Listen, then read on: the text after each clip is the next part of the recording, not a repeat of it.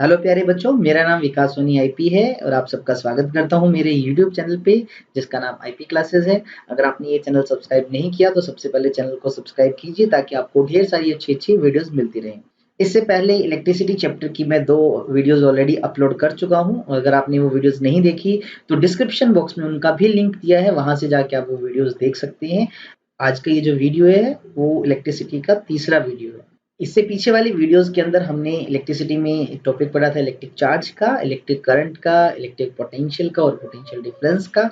और आज की वीडियोस में हम कवर करेंगे इन टॉपिक्स को। सबसे पहले बात करेंगे कि सर्किट डायग्राम्स क्या होते हैं, साथ-साथ डिफरेंट जो सर्किट के सिंबल्स होते हैं उनकी पहचान करेंगे, उनके बारे में भी बात करेंगे। उसके बाद इस चैप्टर का जो मोस्ट इम्पोर्टेंट जो टॉपिक है ओम्स लॉ, उसको डिटेल में पढ़ेंगे, अच्छे से पढ़ेंगे और साथ-साथ उसका एक्सपेरिमेंटल वेरिफिकेशन भी देखेंगे कि कैसे ओम्स लॉ को प्रूव किया जाता है। तो ज़्यादा देर ना करते हुए स्टार्ट करते हैं हमारा सबसे पहला टॉपिक जो कि है सर्किट डायग्राम। कि सर्किट डायग्राम होता क्या है? आप इज़िली इस टॉपिक के नेम से ही समझ सकते हैं, ऐसा डायग्राम जो सर्किट से बना हो। हमने इसे जो पहले इलेक्ट्रिक सर्किट के बारे में पढ़ा था कि करंट का कंटीन्यूअस और क्लोज पाथ जो होता है उसी को इलेक्ट्रिक सर्किट बोलते हैं। अब किसी इलेक्ट्रिक सर्किट के अंदर क्या-क्या होते हैं, उसके अंदर डिफरेंट कंपोनेंट्स होते हैं। जैसे इस डायग्राम में देखिए, यहाँ पर मैंने एक वोल्ट मीटर को दिखा रखा है। यहाँ पर आप देख सकते हैं कि कोई इलेक्ट्रिक रेजिस्टेंस है, यहाँ पर आप एमीटर को देख सकते हैं और यहाँ पर क्या है, बैटरी लगा हुआ है। तो अगर आप बात करें इलेक्ट्रिक सर्किट की, तो इलेक्ट्रिक सर्किट बना होता है अलग-अलग कंपोनेंट से। कंपोनेंट वोल्ट मीटर हो सकता है, एमीटर हो सकता है, कोई बैटरी हो सकती है, सेल सेल हो सकता है, कोई की हो सकता है। तो उन सब के अरेंजमेंट को ही हम सर्किट डायग्राम बोलते हैं। तो चलिए, क्या है इसका डेफिनेशन, उसकी बात करते हैं। The representation of a circuit with their symbols to show their connections and relative position within a circuit is called circuit diagram. तो अगर आप सर्किट को रिप्रेजेंट करते हो, उनमें जो वेरियस कंपोनेंट है उनको सिंबल से साथ-साथ दिखाते हो उनके कनेक्शंस को और उनकी रिलेटिव पोजीशन को, तो इस तरह के सर्किट को सर्किट डायग्राम कहा जाता है। तो एक इलेक्ट्रिक सर्किट के अंदर जो कंपोनेंट हम यूज़ करते हैं, उन सब की अपनी-अपनी कुछ सिंबल्स होते हैं। हम उन सिंबल्स की बात करते हैं वन बाय वन। तो सबसे पहले बात करते हैं एक वायर को। तो वायर को जस्ट एक सिंपल स्ट्रेट लाइन से हम रिप्रेजेंट करते हैं। ज़रूरी नहीं कि लाइन स्ट्रेट ही हो, आप इस तरह से कर्व लाइन भी बना सकते हैं। इसका मीन्स क्या है कि जस्ट यहाँ पर वायर बेंड हो रही है। यहाँ पर वायर का आपने बेंड दिखाया, तो यानी आप स्ट्रेट लाइन का यूज़ कर सकते हैं एक वायर के लिए। देन कनेक्शन ऑफ वायर, अगर कहीं पर 2 वायर्स आपस में कनेक्ट हो रही हो या कहीं जॉइंट हो, तो उस जॉइंट को रिप्रेजेंट करने के लिए हम वहाँ पर इस तरह से डॉट बना देते हैं। तो इस डॉट का मतलब है कि ये जो फर्स्ट वायर है इसके साथ ये सेकंड वायर यहाँ पर कनेक्ट हो रही है। और अगर किसी जगह पर 3 या 3 से ज़्यादा वायर एक जगह पर इकट्ठी हो रही हो, जहाँ पर उनका जॉइंट हो, उस जॉइंट को हम जंक्शन भी बोल देते हैं। क्या बोल देते हैं? जंक्शन। तो इस पॉइंट को, ये जो पॉइंट है यहाँ पर मैं इसको नाम देता हूँ ए, इसको जंक्शन कहा जाता है। अगेन जंक्शन क्या है? जहाँ पर 3 या 3 से ज़्यादा वायर्स मिले उसको जंक्शन कहा जाता है। यहाँ पर इस पीछे वाले केस में देखिए, यहाँ पर सिर्फ 2 वायर जॉइन हो रही है, ये जंक्शन नहीं है। तो जंक्शन के लिए क्या कंपल्सरी है? 3 या 3 से ज़्यादा वायर्स। वायर क्रॉसिंग का मीन्स एक वायर को कोई दूसरा वायर क्रॉस कर रहा है, वो आपस में जॉइंट नहीं है, उनका कोई कनेक्शन नहीं है। उसको कैसे रिप्रेजेंट करेंगे? तो उसको रिप्रेजेंट करने के लिए देखिए, जैसे ये फर्स्ट वायर है और ये सेकंड वायर है, ये दोनों आपस में कनेक्टेड नहीं है, तो वायर क्रॉसिंग कुछ इस तरह से दिखाएंगे। तो इसको यहाँ पर ऊपर से निकालने का मीन क्या है? ये जो फर्स्ट वायर है, ये फर्स्ट वायर है और ये जो सेकंड वायर है, ये आपस में दोनों कनेक्टेड नहीं है। इस तरह से वायर क्रॉसिंग को रिप्रेजेंट करते हैं। उसके बाद इलेक्ट्रिक सेल आपको पता है वो डिवाइस होता है जो अपने अंदर रखी केमिकल एनर्जी का यूज करता है, उसको इलेक्ट्रिकल एनर्जी में कन्वर्ट करता है और पोटेंशियल डिफरेंस प्रोवाइड करने का काम करता है। तो इलेक्ट्रिक सेल का सिंबल जो है सिंपली एक बड़ा टर्मिनल होता है और एक छोटा टर्मिनल बनाना है। छोटे वाला थोड़ा सा थिक बनाया जाता है। तो ये जो बड़ा टर्मिनल होता है ये इसका पॉजिटिव यानी हाई पोटेंशियल वाली साइड होती है और ये जो छोटा होता है ये नेगेटिव यानी लो पोटेंशियल वाली साइड होती है। तो ये होता है एक इलेक्ट्रिक सेल का सिंबल। देन नेक्स्ट है battery. Battery connection of cells को, यानी एक से ज्यादा सेल्स का कॉम्बिनेशन हो, उसी को हम बैटरी बोलते हैं। तो बैटरी के लिए क्या सिंबल है? बैटरी का सिंबल डिपेंड करता है कि सेल्स को कैसे कनेक्ट करते हैं। तो सेल्स को कनेक्ट करने की 2 वे होते हैं। एक तरीका कुछ इस तरह से होता है, जैसे आप देखें एक सेल, ये दूसरा सेल, ये 3 सेल मैंने जोड़े हैं इस तरह से। तो आप देखें ये 3 सेल जुड़े हैं, इसी तरह से एक और 3 सेल का कॉम्बिनेशन कुछ इस तरह से बनाया जा सकता है, जिनमें आप इस छोटे टर्मिनल को बड़े से इधर अगेन इस छोटे को बड़े से कनेक्ट करते हैं। तो ये भी एक बैटरी का सिंबल है, ये भी एक बैटरी का सिंबल है। क्या फर्क है? इस बैटरी के अंदर 3 सेल यूज हुए हैं और वो तीनों आपस में सीरीज में कनेक्टेड है, और इस बैटरी के अंदर भी 3 सेल यूज हुए हैं, आप देख सकते हैं, लेकिन ये तीनों पैरेलल में कनेक्ट हैं। दोनों के अपने अलग-अलग यूजेस हैं। जो पहला वे है उसका यूज किया जाता है जनरली जब हमें ज़्यादा करंट की रिक्वायरमेंट होती है, और ये जो दूसरा केस है उसका हम यूज करते हैं जब जनरली हमें सेल से ज़्यादा पोटेंशियल की रिक्वायरमेंट होती है। अगर कहीं भी हमें पोटेंशियल ज़्यादा चाहिए तो हम सेल्स को सीरीज के अंदर कनेक्ट करते हैं। हमारे घरों के अंदर रिमोट कंट्रोल्स में भी देखा होगा, जहाँ पर 2 सेल यूज होते हैं वो सेल सीरीज में ही कनेक्ट होते हैं, कुछ इस तरह से रखे होते हैं। स्विच या की का फंक्शन होता है सर्किट में करंट की कंटिन्यूटी को बनाने के लिए या उसको रोकने के लिए। अगर स्विच ओपन है यानी सर्किट में से करंट फ्लो नहीं कर रहा तो उसको कुछ सिंबल इस तरह से रिप्रेजेंट करते हैं। एक और सिंबल भी होता है स्विच ओपन का, आप कुछ इस तरह से भी दिखा सकते हैं, इसका मीन स्विच ओपन है।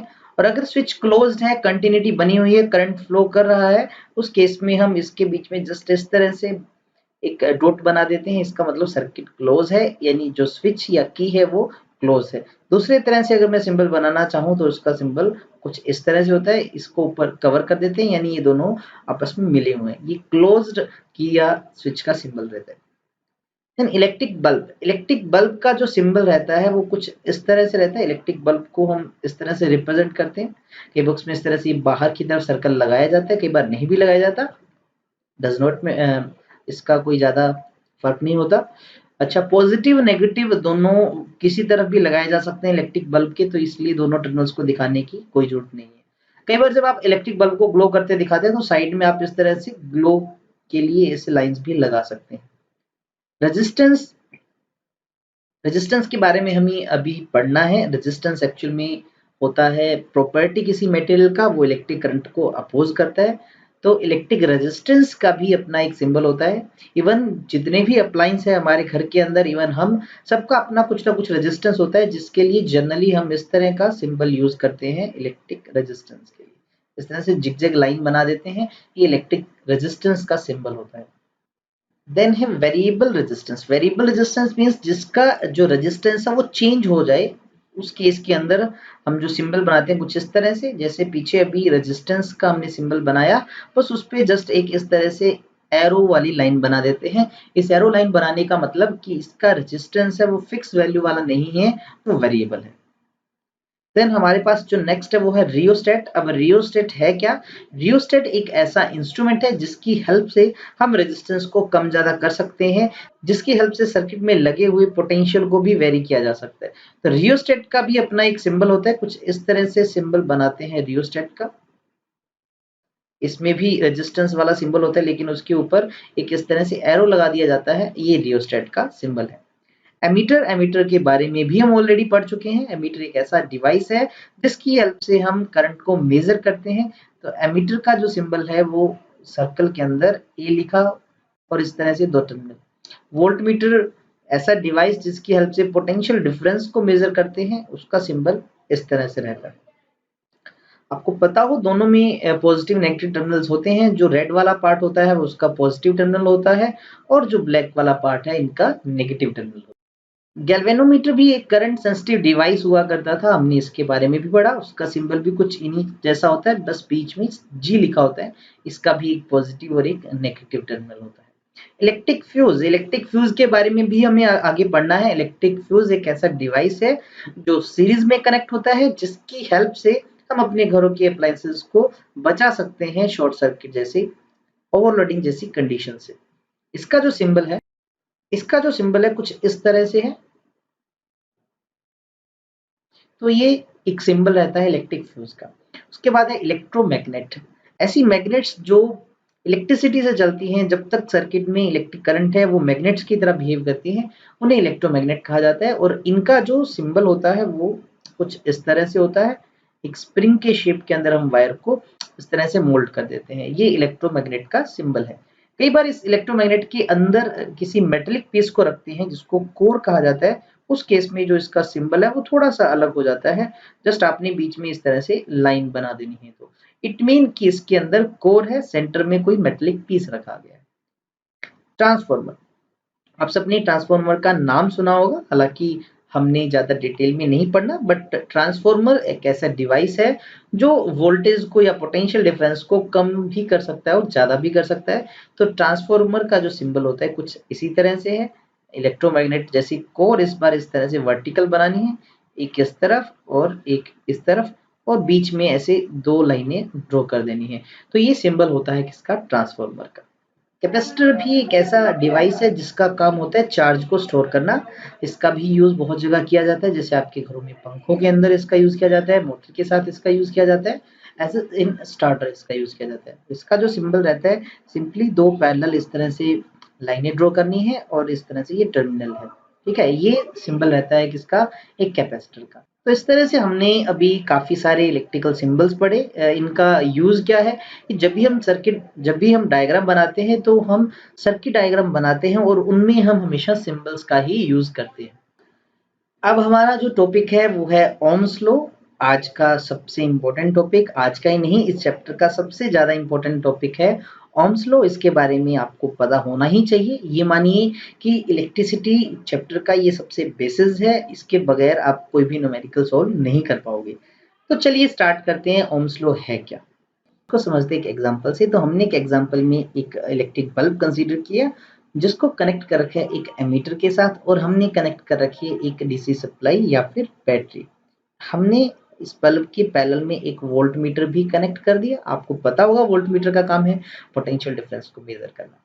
अगर आपसे पूछा जाए कि अगर ये बैटरी ना हो तो क्या ये इलेक्ट्रिक बल्ब ग्लो करेगा, तो आपका आंसर होगा सर ये नहीं करेगा, क्योंकि जैसे ही बैटरी को आप कनेक्ट करोगे उस बैटरी की वजह से इस सर्किट के अंदर इलेक्ट्रिक करंट फ्लो करेगा, और उस इलेक्ट्रिक करंट के कारण ये बल्ब जो है वो ग्लो करेगा। आप सबको पता है कि जब तक आप पोटेंशियल डिफरेंस अप्लाई नहीं करते, जब तक आप इसको बैटरी से कनेक्ट करके इसको पोटेंशियल डिफरेंस नहीं देते, तब तक उसके अंदर करंट फ्लो नहीं करेगा। अगर आपने बैटरी कनेक्ट नहीं की हुई, यानी पोटेंशियल डिफरेंस आपने अप्लाई नहीं किया हुआ, उस केस के अंदर करंट भी 0 होगा। अगर आप क्या कीजिए, इस बैटरी को बड़ा यूज करें, अगर आप बैटरी बड़ी यूज करें यानी आपने बैटरी के वोल्टेज को बढ़ा दिया, इंक्रीज किया, तो क्या होगा?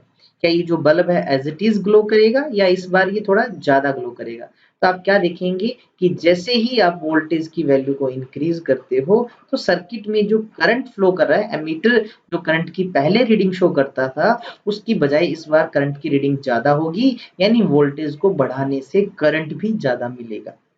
इसी तरह से अगर इस बैटरी की वोल्टेज को कम कर दें, यानी वोल्टेज को हम डिक्रीज कर दें, तो आप क्या देखोगे कि जो करंट की वैल्यू है वो भी डिक्रीज होगी।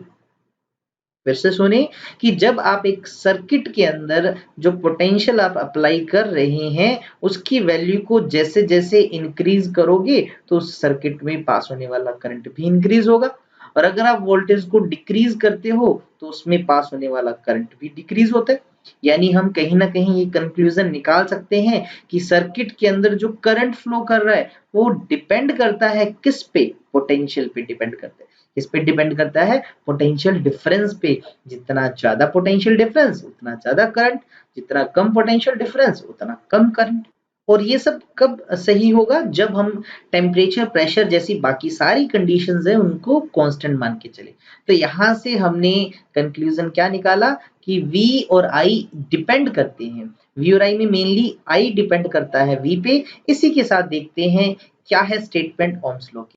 The current through a conductor is proportional to the potential difference between its end। कि किसी कंडक्टर के एंड्स पे जितना पोटेंशियल डिफरेंस अप्लाई करेंगे उतना करंट होगा, उसके प्रोपोर्शनल में होगा करंट। ये कब? जब आपको टेम्परेचर, प्रेशर जैसी कंडीशंस क्या रखी जाए? कांस्टेंट रखी जाए। जैसे मान लीजिए मेरे पास एक कंडक्टर है, मैं कुछ इस तरह से दिखाऊं, और हमने क्या किया, इसके जो एंड्स है, एक एंड ये हुआ तो दूसरा एंड ये हुआ, तो हमने इनके दोनों एंड्स पे क्या अप्लाई किया? कुछ पोटेंशियल डिफरेंस अप्लाई किया, V अप्लाई किया। तो उसकी वजह से उसके अंदर क्या फ्लो करेगा? उसके अंदर फ्लो करेगा करंट। तो इस लॉ के अकॉर्डिंग ये जो करंट है जो फ्लो कर रहा है इस कंडक्टर के अंदर, वो डिपेंड करता है, प्रोपोर्शनल है किसके? पोटेंशियल डिफरेंस की। और इसी स्टेटमेंट को हम ऐसे भी लिख सकते हैं, V is directly proportional to I। अब यहाँ पर आपको ध्यान हो, जब भी प्रोपोर्शनलिटी का कोई साइन होता है उसको हटाते हैं तो कांस्टेंट आता है। जैसे ही प्रोपोर्शनलिटी के साइन को हटाते हैं यहाँ पर भी एक कांस्टेंट आएगा। उस कांस्टेंट को हमने रिप्रेजेंट किया कैपिटल आर से, और उस कांस्टेंट का जो नाम होता है उसको कहा जाता है इलेक्ट्रिक रेजिस्टेंस। क्या कहा जाता है? Electric resistance. ध्यान दीजिए यहाँ पर कि V और I एक दूसरे पे डिपेंड करते हैं। उस केस में जो R है वो यहाँ पर कांस्टेंट है, और ये R कब तक कांस्टेंट होगा? जब तक हमने टेम्परेचर, प्रेशर जैसी कंडीशंस को क्या माना है? कांस्टेंट माना है। So this is Ohm's law. Again Ohm's law क्या है? The current through a conductor, current की जो वैल्यू है वो डिपेंड करती है किस पे? पोटेंशियल पे डिपेंड करती है। कब तक? जब तक टेम्परेचर, प्रेशर जैसी कंडीशन क्या रहे? कांस्टेंट रहे। और मैथमेटिकली कैसे लिखा जाएगा इसको, ओम्स लॉ को? V is equals to IR। यहाँ पर V क्या है? पोटेंशियल डिफरेंस जो उस कंडक्टर के एंड्स पे अप्लाई किया है, I करंट जो उस कंडक्टर के अंदर फ्लो कर रहा है, और R एक कांस्टेंट है किसके लिए? उस मटेरियल के लिए, उस कंडक्टर के लिए। इसको क्या बोलते हैं? इसको बोलते हैं इलेक्ट्रिक रेजिस्टेंस। ये जो लॉ है वो किसने दिया था? ये दिया था जॉर्ज साइमन ओम ने। ये एक जर्मन फिजिसिस्ट थे जिन्होंने ये जो लॉ है 1826 के अंदर इसको डिस्कवर किया, और इसका प्रूफ भी दिया था 1827 के अंदर। कुछ जगह डाउट ये रहता है कि कई जगह बुक्स में लिखा होता है पोटेंशियल डिफरेंस जो है वो डिपेंड करता है करंट पे। तो मैं आपको बताना चाहूंगा कि एक्चुअल जो स्टेटमेंट क्या है कि जो करंट फ्लो कर रहा है सर्किट के अंदर वो डिपेंड करता है पोटेंशियल पे। अगर पोटेंशियल डिफरेंस होगा तभी तो इलेक्ट्रिक करंट फ्लो करेगा, विदाउट पोटेंशियल डिफरेंस तो करंट हो नहीं सकता। और मैथमेटिकल इसी को ऐसे लिख दिया जाता है V is directly proportional to I। यहाँ पर आपने इसको थोड़ा सा ध्यान देना है। अब हमारा जो नेक्स्ट कंसेप्ट है वो है experimental verification of Ohm's law. Ohms law को कैसे प्रूव करते हैं। साथ ही साथ ये जब टॉपिक पढ़ेंगे इससे हमें बहुत इंपॉर्टेंट रिजल्ट्स भी मिलेंगे। हम बात करेंगे ग्राफ की, V और I के बीच के ग्राफ की, या फिर I और V के ग्राफ की, उसके इंपॉर्टेंस की भी बात करेंगे, जो कि आपको बहुत कॉम्पिटिटिव एग्जाम में काम आने वाला है। तो सबसे पहले हमारे इस एक्सपेरिमेंट का एम क्या है, क्या साबित करना चाहते हैं इस एक्सपेरिमेंट से? तो इसका जो एम है वो है वेरिफिकेशन। किसका verification? Verification of Ohm's law. तो ये है हमारे इस एक्सपेरिमेंट का एम। देन इस एक्सपेरिमेंट को, इस लॉ को प्रूव करने के लिए हमें किन किन मटेरियल्स की, किन किन ऑपरेटर्स की रिक्वायरमेंट है। तो हमें रिक्वायरमेंट पड़ेगी किसकी? सबसे पहले सेल्स की। हम एक जैसे मैं इस एग्जांपल में 5-5 वोल्ट के 4 सेल यूज करूंगा, तो मुझे चाहिए सेल्स की। कितने सेल चाहिए? 4 सेल। जो हर एक मैंने यूज किया है वो कितना किया है? 5 वोल्ट का यूज किया है। उसके साथ साथ मैंने यूज किया है यहाँ पर इस एग्जांपल में कनेक्टिंग वायर, क्योंकि कनेक्शन के लिए वायर्स भी रिक्वायरमेंट होती है। उसके साथ साथ हमने एक एमीटर भी यूज किया है, हमने वोल्ट मीटर भी यूज किया है। उसके साथ साथ ऑन ऑफ करने के लिए स्विच या फिर की यूज की है। उसके अलावा एक कोई भी रेजिस्टेंस यूज किया जा सकता है। तो ये कुछ रिक्वायरमेंट्स है हमारे इस एक्सपेरिमेंट सेटअप की। क्या है एक्सपेरिमेंट सेटअप? अब उसको देखते हैं। ओम्स लॉ के वेरिफिकेशन के सर्किट में देखिए सबसे पहले हमने क्या कनेक्ट किया, तो हमने एक कनेक्ट किया रेजिस्टेंस R।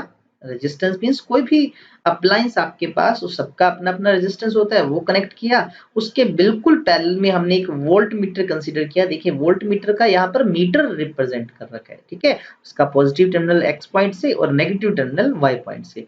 उसके साथ हमने एक एमीटर कनेक्ट किया। आपको पता होगा एमीटर हमेशा सीरीज में कनेक्ट करते हैं, तो उस रेजिस्टेंस के सीरीज में हमने एक एमीटर कनेक्ट किया। यहाँ पर अगेन उसका स्केल रिप्रेजेंट किया जा रहा है, और यहाँ पर हमने लगा दी एक की जो फिलहाल यहाँ पर ओपन पोजीशन में है, और उन सबको कनेक्ट कर दिया किससे? सेल से। आप देख सकते हैं इस डायग्राम में 4 सेल यूज किए हैं, ईच ऑफ 5 वोल्ट। तो सबसे पहले हमने एक सेल को कनेक्ट किया है। जब आप इस एरो को यहाँ पर लगा दोगे इट मीन 2 सेल कनेक्ट हो जाएंगे। जब आप यहाँ लगाते हो इट मीन 3 सेल कनेक्ट हो जाएंगे, और यहाँ पर लगाने का मतलब 4 सेल कनेक्ट हो जाएंगे। इस तरह से आप इसकी पोजीशंस को चेंज करके पोटेंशियल की वैल्यू को चेंज कर सकते हो। और जब पोटेंशियल को चेंज करोगे तो ये वोल्ट मीटर और ये जो एमीटर है इसके रीडिंग्स में भी चेंज आएगा। चलिए क्या है प्रोसीजर उसको जानते हैं। तो प्रोसीजर में हमने सबसे पहले क्या किया, हमने सबसे पहले एक सिंगल सेल को कनेक्ट किया। आप देख सकते हैं जैसे ही सिंगल सेल को कनेक्ट करेंगे तो हमारे सर्किट में पोटेंशियल जो है वो कितना अप्लाई हुआ, 5 वोल्ट का पोटेंशियल अप्लाई हुआ।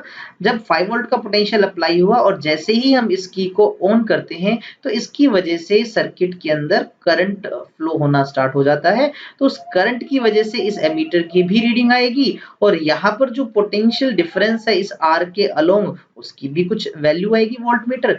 तो वोल्ट मीटर और एमीटर की उन वैल्यूज को हम नोट कर लेंगे। उसके बाद दूसरा स्टेप क्या रहेगा, हम इस एरो को यहाँ कनेक्ट कर देंगे। कनेक्ट करने का मतलब इस बार हमारे पास जो वोल्टेज है वो 5 वोल्ट की बजाय कितना हो जाएगा, 10 वोल्ट, क्योंकि हमारे पास 2 सेल यूज हो जाएंगे। अब वोल्टेज को बढ़ाने से क्या देखोगे कि इस रेजिस्टेंस के ये जो पैरेलल में वोल्टमीटर लगा हुआ है इसकी रीडिंग भी चेंज हो जाएगी और इस एमीटर की रीडिंग भी चेंज हो जाएगी और दोनों की रीडिंग्स जो है वो इंक्रीज हो जाएंगी। क्यों? क्योंकि हमने वोल्टेज को इंक्रीज किया है। फिर नेक्स्ट स्टेप में इस एरो को यहाँ कनेक्ट कर देंगे, यानी हम 3 सेल को कनेक्ट कर देंगे। इस बार जो वोल्टेज आएगा कितना आएगा, वो 15 वोल्ट आएगा। वोल्टेज और ज्यादा बढ़ गई। आप देखोगे कि इसके पैरेलल में भी वोल्टेज की वैल्यू ज्यादा शो होगी और एमीटर में करंट की वैल्यू भी ज्यादा शो होगी। इसी तरह से लास्ट में फिर हम इसको भी कनेक्ट कर देंगे, यानी जो वोल्टेज इस बार होगी कितनी होगी, वो 20 वोल्ट की हम इसको अप्लाई कर देंगे। अगेन आप देखोगे कि एमीटर की रीडिंग में चेंज आ जाएगा और आप क्या देखोगे कि जैसे जैसे वोल्टेज की वैल्यू को इंक्रीज कर रहे हो करंट की वैल्यू भी इंक्रीज होती रहेगी। ऑब्जर्वेशन एंड कैलकुलेशन, तो हम इसमें मेन 3 रीडिंग्स की ही बात करते हैं। आप कोई भी डाटा वैसे तो यूज कर सकते हैं। जनरली जो मैंने एक एग्जांपल में लिया है कि जब आपने एक सेल यूज किया, यानी जो वोल्टेज था पोटेंशियल डिफरेंस आपने 5 वोल्ट का अप्लाई किया। सपोज दैट उस केस में उस रेजिस्टेंस के साथ में लगा जो एमीटर है उसकी जो रीडिंग थी वो कितनी थी, 5 उसकी जो रीडिंग थी कितनी थी, 1 एम्पियर। जैसे ही आपने वोल्टेज को 10 वोल्ट कर दिया, यानी 2 सेल यूज कर लिए, तो उसका करंट का जो रीडिंग है वो इंक्रीज हो गया। लेट अस सपोज वो कितना हो गया, 2 एम्पियर हो गया। इसी तरह से जब आपने तीसरा सेल यूज किया, यानी इस बार टोटल वोल्टेज 15 वोल्ट था, तो करंट की वैल्यू कितनी होगी, 3 एम्पियर हो गई। अब आप तीनों केसेस के अंदर देखें कि जैसे जैसे वोल्टेज की वैल्यू इंक्रीज हुई, वोल्टेज की वैल्यू क्या करी, इंक्रीज। इंक्रीज कैसे की देखें, 5 से 10 की, 10 से 15 की। तो करंट की वैल्यूज भी तो देख लो, 1 से 2 हुई, 2 से 3 हुई, यानी करंट भी क्या हो रहा है, इंक्रीज हो रहा है। इट मीन करंट कहीं ना कहीं प्रोपोर्शनल है किसके, पोटेंशियल की। तो यही तो है ओम्स लॉ कि करंट की वैल्यू जो है वो किसके प्रोपोर्शनल है, V के। साथ साथ अगर आपको याद होगा तो V जो इज इक्वल्स टू हुआ करता था IR, और अगर मैं वहां से V बाय I की अगर रेशियो निकाल दूं वो किसके इक्वल था, वो तो R के इक्वल था। R क्या हुआ करता था, R तो एक कांस्टेंट था। इट मीन कि अगर आप ओम्स लॉ की बात करते हो तो ओम्स लॉ के अंदर पोटेंशियल और करंट का रेशियो कांस्टेंट होना चाहिए। तो चेक करते हैं इस डाटा के अकॉर्डिंग। तो यहाँ पर ये पोटेंशियल्स की वैल्यू है V की और ये करंट की वैल्यू I की। तो पहली ऑब्जर्वेशन में चेक करते हैं, तो 5 डिवाइड बाय 1, 5 डिवाइड बाय 1 तो 5 ही होता है। अगेन 10 डिवाइड बाय 2 वो भी 5 होता है। 15 डिवाइड बाय 3 अगेन 5 होता है। इट मीन इन तीनों रीडिंग्स के अंदर भी V और I का जो रेशियो है वो क्या है, कांस्टेंट है। इट मीन ये ओम्स लॉ को ओबे कर रहा है। V by I ratio constant होने का मींस क्या है कि जो I है वो किसके प्रोपोर्शनल है, V के, या फिर V किसके प्रोपोर्शनल है, I के। तो यहाँ पर किसका प्रूफ हो जाता है, ओम्स लॉ का। एक और रिजल्ट भी देखते हैं जो इसका ग्राफ है। अगर हम इस वैल्यूज का ग्राफ प्लॉट करें, जैसे मैंने यहाँ पर एक एक्सिस, ये जो एक्स एक्सिस जनरली जिसको बोलते हैं, इसके अलोंग करंट को रिप्रेजेंट किया और वाई एक्सिस के अलोंग हमने पोटेंशियल डिफरेंस को रिप्रेजेंट किया। ये वैल्यूज एम्पियर के अंदर ली और हमने ये वैल्यूज वोल्ट के अंदर ली। तो अगर आप यहाँ पर ये तीनों रीडिंग्स दिखाएं, जैसे आपको याद होगा हमारी जो फर्स्ट रीडिंग थी कि 5 वोल्ट पे 1 एम्पियर था, 10 वोल्ट पे 2 एम्पियर था, 15 वोल्ट पे 3 एम्पियर। अगर आप इन तीनों को जरा ध्यान से देखें और इन तीनों पॉइंट्स को अगर आप मिलाते हो तो इनको मिलाने से क्या बना, एक स्ट्रेट लाइन बनी, यानी इनका ग्राफ जो है वो एक स्ट्रेट लाइन है। इससे एक और रिजल्ट आया कि अगर आप ध्यान दीजिए V बाय I वो तो कांस्टेंट है ही है, साथ में V बाय I कांस्टेंट है, उसके साथ साथ V और I का जो ग्राफ है वो कैसा ग्राफ है, वो एक स्ट्रेट लाइन है जो कि बिल्कुल बीचों बीच जा रही है। और स्ट्रेट लाइन होने का मीन क्या होता है कि ये वाली चीज इस वाली चीज के प्रोपोर्शनल है, पोटेंशियल और करंट एक दूसरे के प्रोपोर्शनल है। This is the verification of Ohm's law. यहां से ओम्स लॉ का वेरिफिकेशन होगा। उसके अलावा इस वी आई ग्राफ की इंपॉर्टेंस क्या है, वी और आई, पोटेंशियल और आई, पोटेंशियल और करंट की ग्राफ की इंपॉर्टेंस क्या है। अगर आपने इसका जो ग्राफ बनाया, आप ध्यान दीजिए, ये ग्राफ एक स्ट्रेट लाइन था। अब इस स्ट्रेट लाइन से होगा क्या, इस ग्राफ का यूज क्या, उसकी बात करते हैं। ठीक है, तो मैं आपको याद दिलवाना चाहूँ, 9th क्लास में आपने स्लोप के कंसेप्ट को पढ़ा था।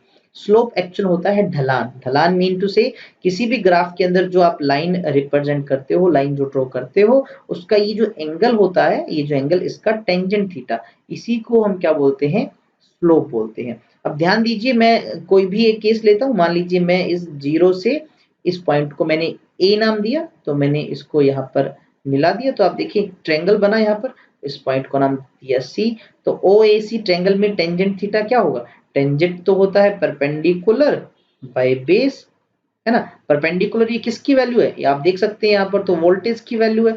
और बेस में किसकी वैल्यू है, बेस में तो करंट की वैल्यू है। यानी टेंजेंट थीटा क्या हुआ, टेंजेंट थीटा हुआ potential divide by current, V divide by I. और V बाय आई क्या होता था, V बाय ई तो एक कांस्टेंट है, यानी रेजिस्टेंस है, जो कि क्या है, एक कांस्टेंट। तो एक चीज और पता लगी कि अगर आप VI ग्राफ के अंदर स्लोप कैलकुलेट करो, आप टेंजेंट कैलकुलेट करो, टेंजेंट ऑफ थीटा कैलकुलेट करो, और अगर टेंजेंट ऑफ थीटा कैलकुलेट करते हो तो वो किसके इक्वल होता है, वो V बाय आई के इक्वल होता है, वो रेजिस्टेंस के इक्वल होता है, जो कि एक कांस्टेंट वैल्यू है।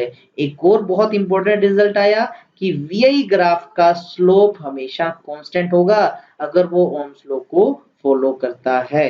कंक्लूजन नंबर 1, क्या इंपॉर्टेंस है इस ग्राफ का, सबसे पहला इंपॉर्टेंस क्या है, slope of VI graph, VI graph का स्लोप जो होगा वो किसकी वैल्यू देगा आपको, वो वैल्यू देगा रेजिस्टेंस की। किसकी वैल्यू देगा, रेजिस्टेंस की। ये बहुत इंपॉर्टेंट कंसेप्ट है, इस पे क्वेश्चंस भी है। देखिए, एक सिंपल सिंपल से क्वेश्चन बनाते हैं। अगर मैंने आपको बोला कि ये कुछ ग्राफ है, वीआई ग्राफ है किसी मटेरियल के लिए, और ये कुछ इस तरह से है, और एक ग्राफ कुछ इस तरह से है, वीआई ग्राफ। अगर आप इन दोनों ग्राफ को कंपेयर करते हो तो क्या डिफरेंस है, इस ग्राफ में लाइन देखो, वो तो कर्व है, और यहाँ पर एक स्ट्रेट लाइन है।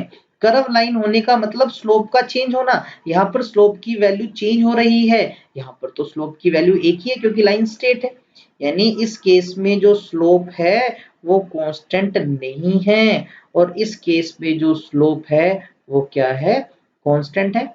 तो कांस्टेंट स्लोप का मतलब कौन सा लॉ ओबे होना, ओम्स लॉ। यानी इन दोनों सिचुएशंस के अंदर ये वाली जो सिचुएशन है, ये सिचुएशंस ओम लॉ को ओबे करती है। यानी ओम्स लॉ तभी ओबे होगा जब स्लोप कांस्टेंट हो, जब ग्राफ क्या हो, स्ट्रेट लाइन हो। इस तरह के डिवाइस जो ओम्स लॉ को ओबे करते हैं, जिनके केस में V और I का ग्राफ या फिर I और V का ग्राफ एक स्ट्रेट लाइन आता है, इस तरह के डिवाइसेस को क्या कहा जाता है, ओहमिक डिवाइस या फिर लीनियर डिवाइस कहा जाता है। और जिनके अंदर ऐसा ग्राफ ना आए, जिनके अंदर V और I का ग्राफ स्ट्रेट लाइन ना आए, उनको हम नॉन ओहमिक डिवाइस या फिर नॉन लीनियर डिवाइस कहा जाता है। अब नॉन लीनियर डिवाइस कौन से, जनरली जो सेमीकंडक्टर से रिलेटेड मटेरियल्स हैं, सेमीकंडक्टर डिवाइसेस हैं, जैसे हमारे घरों में जो एलईडी बल्ब है, हमारे मोबाइल के अंदर जो आईसी है, ऐसे बहुत सारी सेमीकंडक्टर डिवाइसेस हैं जिनमें ग्राफ स्ट्रेट लाइन नहीं होता। और जो हमारे घर में सिंपल सिंपल सर्किट है, जैसे सिंपल इलेक्ट्रिक बल्ब है, रेजिस्टेंस है, ये इन सब के अंदर ओम्स लॉ ओबे होता है। दूसरा इंपॉर्टेंस जो क्या है कि V और I ग्राफ जो है, VI जो ग्राफ है, उसके अंदर जो स्लोप है हमें पता है वो किसकी वैल्यू देता है, रेजिस्टेंस की। अगर स्लोप की वैल्यू ज्यादा होगी तो रेजिस्टेंस की वैल्यू भी ज्यादा होगी, अगर स्लोप कम है तो रेजिस्टेंस भी कम है। तो मान लीजिए ये हमने ग्राफ प्लॉट किया और आपके पास कोई दो मटेरियल है, कोई दो अलग अलग डिवाइस है, एक कोई डिवाइस ए के लिए ग्राफ है, बी के लिए ग्राफ है। आपसे पूछा जाए कि इन दोनों में, ए और बी में, किस मटेरियल का रेजिस्टेंस ज्यादा है, तो अभी अभी मैंने बताया रेजिस्टेंस कैसे कैलकुलेट होता है, स्लोप से। रेजिस्टेंस ज्यादा कब होगा, जब स्लोप ज्यादा होगा। स्लोप ज्यादा होने का मीन क्या है, टेंजेंट का ज्यादा होना, टेंजेंट ऑफ थीटा का ज्यादा होना, यानी एंगल का ज्यादा होना। अब एंगल कहां से? इस बेस से। तो अब बताओ ए और बी में से एंगल किसका ज्यादा है? ए का एंगल ये है, बी का एंगल ये है। अब देख सकते हैं यहाँ पर किसका एंगल ज्यादा हुआ?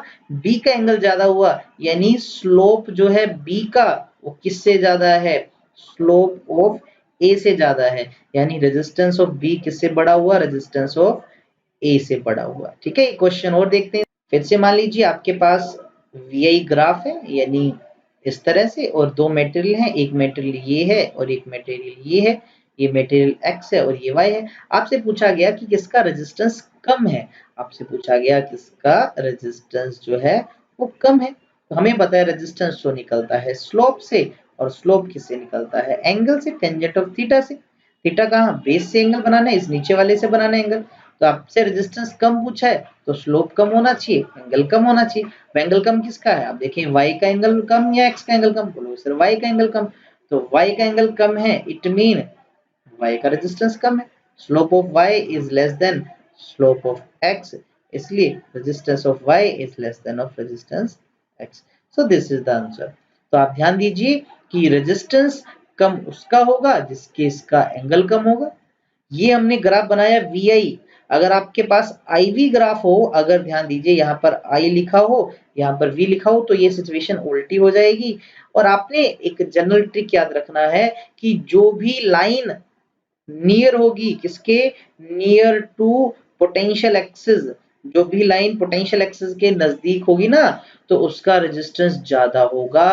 क्या होगा? रेजिस्टेंस ज्यादा होगा। आप इसको याद रख लीजिए, इससे आप इजीली बता सकते हैं। चलो एक क्वेश्चन और है फाइनली। इस बार मैंने बनाया, देखें आई वी ग्राफ बनाया, इस बार आई ऊपर है और यहाँ पर तीन मटेरियल्स को दिखाया मैंने। इस बार एक ये रहा, एक ये रहा और एक ये रहा। इसका नाम रखा बी, इसका नाम रखा ए और इसका सी रखा। आपको इनके रेजिस्टेंस को अरेंज करना है डिक्रीजिंग ऑर्डर के अंदर। डिक्रीजिंग ऑर्डर के अंदर इसको आपने अरेंज करना है। ठीक है, अब मैंने आपको बताया कि रेजिस्टेंस सबसे ज्यादा किसका होगा? जो कि वी एक्सिस के सबसे नजदीक होगा। वी के सबसे नजदीक कौन सा है? सी। तो रेजिस्टेंस सी सबसे ज्यादा है। उसके बाद कौन नजदीक है? उसके बाद ई का नंबर है तो रेजिस्टेंस ऑफ ए, और सबसे दूर कौन सा है? बी। तो रेजिस्टेंस ऑफ बी सबसे कम है। तो चलिए रिकॉल करते हैं आज के टॉपिक्स को। आज की वीडियो के अंदर हमने सबसे पहले स्टार्ट किया टॉपिक इलेक्ट्रिक सर्किट का। इलेक्ट्रिक सर्किट क्या होते हैं? तो इलेक्ट्रिक सर्किट जस्ट क्या होता है, जब आप अलग अलग कंपोनेंट्स को अरेंज कर देते हैं एक पर्टिकुलर पोजीशन पे, एक पर्टिकुलर सिंबल से, तो उसको इलेक्ट्रिक सर्किट कहा जाता है। उसके बाद हमने अलग अलग जो कंपोनेंट्स हैं उनके सिंबल्स को पढ़ा, किसको किस सिंबल से रिप्रेजेंट किया जाता है। उसके बाद फिर हमने स्टार्ट किया आज की क्लास का, आज के चैप्टर का सबसे इंपॉर्टेंट कंसेप्ट जो था ओम्स लॉ। ओम्स लॉ हमने पढ़ा। ओम्स लॉ क्या था? ओम्स लॉ ये कहता है कि जो सर्किट के अंदर करंट फ्लो कर रहा है वो डिपेंड करेगा पोटेंशियल की वैल्यू पे। पोटेंशियल पे डायरेक्टली प्रोपोर्शनल होगा। कब? जब प्रेशर टेम्परेचर जैसी कंडीशंस क्या रखी जाए? कांस्टेंट रखी जाए। मैथमेटिकल उसको लिखा जाता था V is equals to I R. V हुआ करता था पोटेंशियल, I हुआ करता था करंट और R था इलेक्ट्रिक रेजिस्टेंस। उसके बाद हमने बात की थी ओम्स लॉ के वेरिफिकेशंस की, तो हमने उसके लिए भी एक सर्किट बनाया, ओम्स लॉ का वेरिफिकेशन देखा। उस वेरिफिकेशन से सबसे इंपॉर्टेंट हमें एक चीज सीखने को मिली थी, वो ये था कि ओम्स लॉ में V और I का रेशियो कांस्टेंट हुआ करता है जो कि रेजिस्टेंस है। साथ ही साथ उसका जो ग्राफ है वो एक स्ट्रेट लाइन आना चाहिए। स्ट्रेट लाइन ग्राफ का मतलब कि ओम्स लॉ ओबे हो रहा है। अगर ग्राफ स्ट्रेट लाइन नहीं है, इट मीन वहां पर ओम्स लॉ ओबे नहीं हो रहा। अगर आपको ये वीडियो पसंद आए तो इसको लाइक करना मत भूलें, चैनल को भी सब्सक्राइब कीजिए और अपने बाकी दोस्तों को भी शेयर कीजिए। Stay home, stay safe.